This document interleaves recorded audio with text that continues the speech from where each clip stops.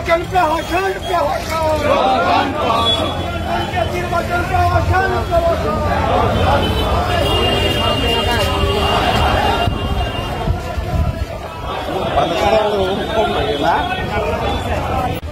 প্রার্থী হিসেবে মনোনয়নপত্র জমা দেবার জন্য তারা গিয়েছেন, কিন্তু বিভিন্ন জায়গায় ব্লকের ভেতর ব্লকের বাইরে রাস্তায় শত শত বিজেপি দুষ্কৃতী আমাদের প্রার্থীদের প্রাণ নাশের জন্য চেষ্টা করেছে, আক্রমণ করেছে, আহত করেছে। এই অবস্থায় দাঁড়িয়ে আমরা আজকে এখানে রাস্তা অবরোধ করে নির্বাচন কমিশন যাতে আমাদের মনোনয়নপত্র গ্রহণ করে তার জন্য আমরা নির্বাচন কমিশনের কাছে দাবি জানাচ্ছি।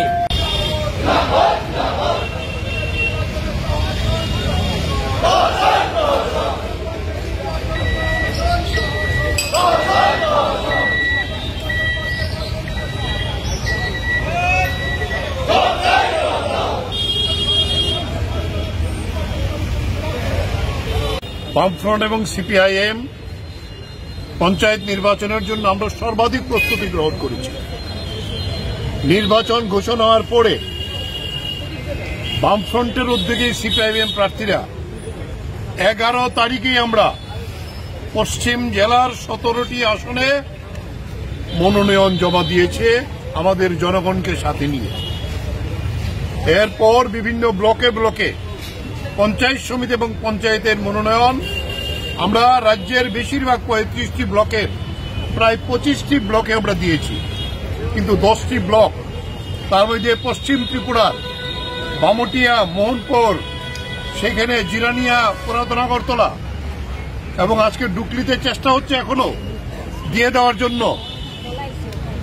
নির্বাচন কমিশন পুলিশের ডাইরেক্টর জেনারেলকে বারবার আমরা গিয়েছি যে সময় হয় বাড়াক, নাহলে পুলিশ ব্যবস্থা করুক, কিন্তু নির্বাচন কমিশন একেবারে বিজেপির পকেটে ঢুকে যাতে আমাদের প্রার্থীরা মনোনয়ন না দিতে পারে তার জন্য বামুটিয়া ব্লকে প্রথম আমাদের প্রার্থী এবং আমাদের যারা সর্বদলীয় মিটিংয়ে গিয়েছিল তাদের উপর আক্রমণ করে আমাদের প্রার্থীদের বাড়িতে বাড়িতে গিয়ে রাত্রেবেলা বোমা বিক্ষেপ করে এবং বিভিন্ন জায়গায় আমাদের প্রার্থীদের মাথা ফাটিয়ে দিয়েছে। এখন পর্যন্ত প্রায় 20 জন আহত। এবং আপনারা জানেন রাজনগরে আমাদের জেলা পরিষদের যে প্রার্থী চিত্তাখোলাতে বাদল শীল তাকে খুন করেছে, সে প্রার্থী হওয়ার অপরাধী।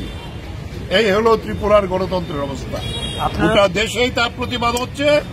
এই প্রতিবাদের মধ্যে আমরা বলবো যে যারা প্রার্থী আজকে দিতে পারে নাই সমস্ত প্রস্তুতি নিয়ে এদিকে বামুটিয়া, মোহনপুর এবং জিরানিয়া এবং ওল্ড আগরতলা, ডুকলির তারা এখনো অপেক্ষা করছে। তারা আমাদের জেলা অফিসে এসেছিলেন, আমরা যোগাযোগ করার চেষ্টা করেছিলাম ডিস্ট্রিক্ট অফিসে, কিন্তু ডিস্ট্রিক্ট অফিসে নাকি বিজেপির তারা মনোনয়ন জমা দিবে। তাই অগত্যা বাধ্য হয়ে আমরা তাদেরকে নিয়ে এসে এই রাস্তা অবরোধ করে আমরা এই প্রতিবাদ সংগঠিত করছি। আমাদের প্রার্থীরা তাদের প্রার্থী পদের কাগজ নিয়েই আমাদের কাছে এসেছিল, তাই আমরা তো আর তাদের কোনো জবাব দিতে পারবো না। এই ত্রিপুরার মানুষের কাছে এই জবাব আমরা চাইব। এই হলো বিজেপি, তার গণতন্ত্র, এই হলো মুখ্যমন্ত্রী, বিজেপির গণতন্ত্র গোটা দেশকে যা চালিয়েছে, তবে বেশি দিন আর চলবে না। মানুষ কিন্তু তৈরি হচ্ছে, খান খান করে ভেঙে যাবে এই সরকার। বিভিন্ন রাজ্যে রাজ্যে বিজেপির মধ্যে ধস নামছে একের পর এক। এই জায়গায় দাঁড়িয়ে আমরা বলবো আমাদের সমস্ত বামপন্থী শক্তি, বিজেপি বিরোধী শক্তিকে আমরা একত্রিত করে এই চেষ্টা করেছিলাম। ভোট হলে ওদের খবর থাকতো না।